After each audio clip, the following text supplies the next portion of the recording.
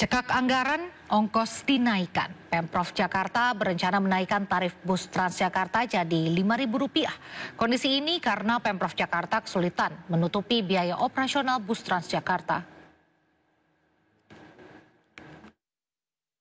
Rencana kenaikan tarif Transjakarta kembali mencuat.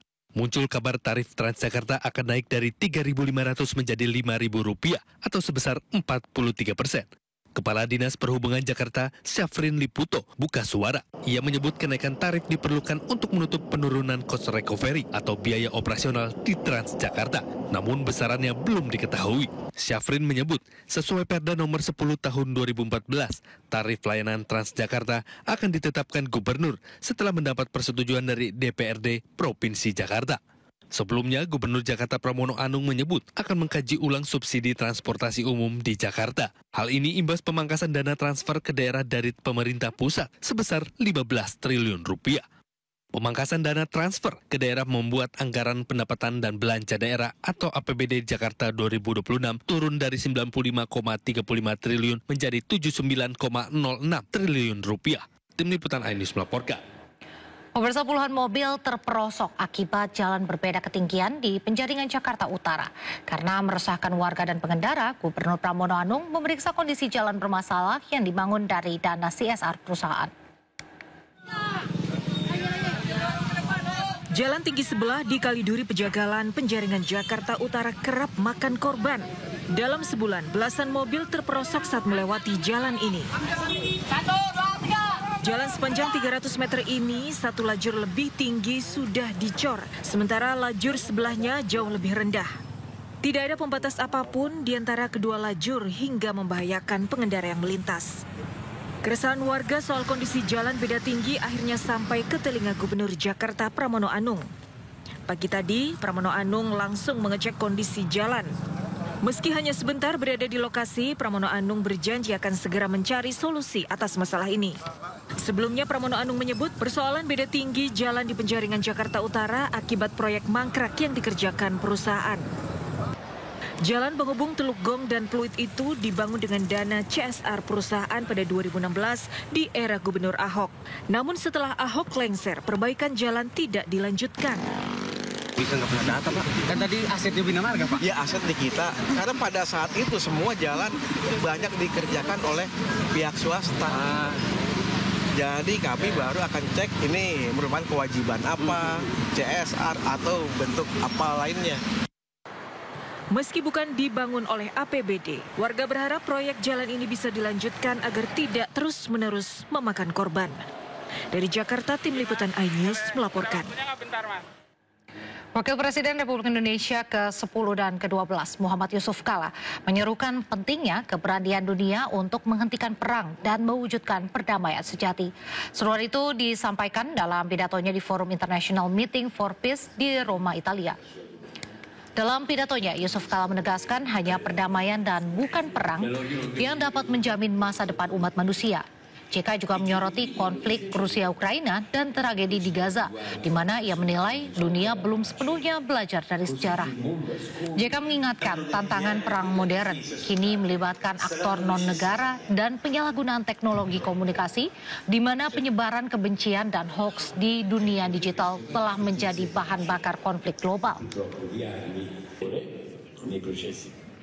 Only peace, not war, can tell the beauty of culture. There are quotations to say that the end of war is peace, but the end of peace is war. That's why we should talking about how to make peace. Lagi-lagi Malaysia membuat heboh karena salah menyebut nama Presiden Prabowo Subianto menjadi Joko Widodo dalam KTT ke-47 ASEAN. Presiden Prabowo menunjukkan kehangatan diplomasi dengan Brunei Darussalam dengan menggandeng tangan Sultan Hasanah Bolkiah.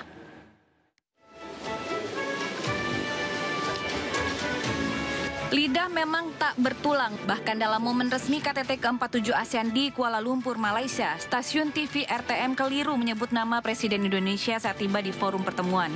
Komentator dari stasiun penyiaran publik milik pemerintah Malaysia ini menyebut sosok Presiden Prabowo Subianto sebagai Presiden Joko Widodo. Excellency Joko Widodo, the President of the Republic of Indonesia. Menyadari kesalahannya, pihak RTM langsung menyampaikan permintaan maaf mereka. Selain itu, RTM juga mengambil tindakan atas kesalahan yang telah mereka buat.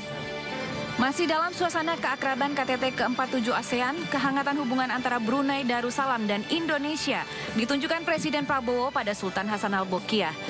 Usai sesi foto bersama pemimpin negara ASEAN di panggung pleno KTT, Prabowo yang berdiri di sebelah Sultan Hasan Al-Bolkiah menggenggam tangan Sultan sampai anak tangga terakhir.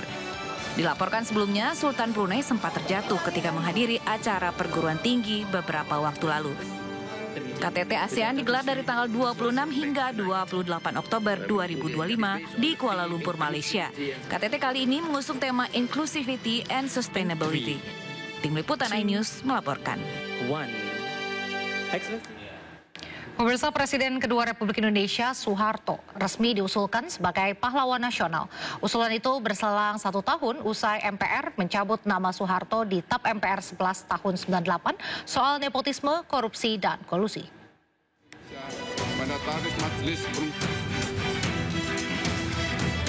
Presiden kedua RI Soeharto diusulkan menjadi pahlawan nasional pada 21 Oktober 2025. Nama Soeharto ada di dalam 40 daftar nama calon pahlawan nasional yang diusulkan Kementerian Sosial ke Kementerian Kebudayaan. Selain Soeharto juga ada nama Presiden keempat RI Abdurrahman Wahid atau Gus Dur dan aktivis buruh asal Nganjuk Marsina. Menteri Sosial Syaifullah Yusuf menyatakan usulan Soeharto sebagai pahlawan nasional sudah melalui proses panjang. Terlepas dari pro dan kontra, Soeharto dinilai banyak berbakti kepada bangsa. Sementara pihak yang kontra yaitu para pegiat HAM dan aktivis 98 menilai Soeharto tidak pantas mendapat predikat pahlawan nasional. Semua pendapat tentu dijadikan pertimbangan.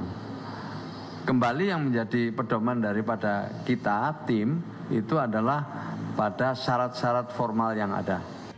Usulan Soeharto sebagai pahlawan nasional bukan kali ini saja. Pada 2016 silam, usulan tersebut santer dibahas saat Ketua DPR dijabat politisi Golkar, Ade Komarudin.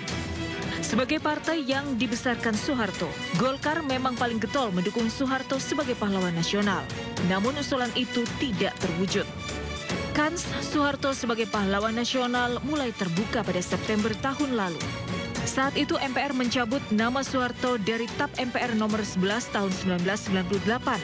Sebelumnya dalam TAP MPR tersebut nama Soeharto disebut spesifik terkait nepotisme, korupsi, dan kolusi. Setahun berselang dari menghilangnya nama Soeharto dari TAP MPR, kini Soeharto resmi diusulkan sebagai pahlawan nasional. Tim Liputan iNews